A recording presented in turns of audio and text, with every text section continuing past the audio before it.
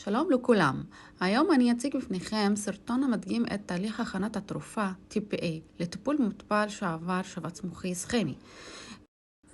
תרופת TPA מגיעה בצורת אבקה בתוך בקבוקון. יש צורך להמיס את התרופה בנוזל שיש לידו, מים סטריליים, לפי המינון שנקבע על ידי הרופא.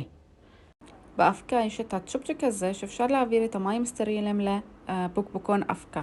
לאחר הכנת התרופה יש לוודא שאין חלקיקים או בעיות בנוזל ושהתרופה מוכנה למתן.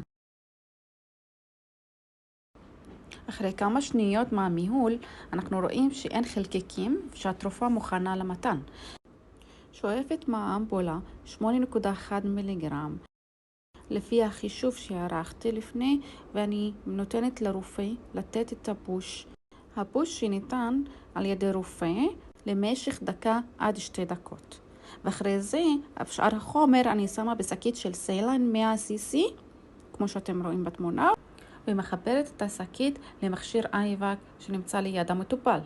אני חיברתי את ה-TPA למכשיר אייבק והגדרתי בהתאם למשך שעה, וגם את הטוטל ווליום שיש לי בשקית, ומפעילה מכשיר אייבק סופר טיפות ומחברת למטופל.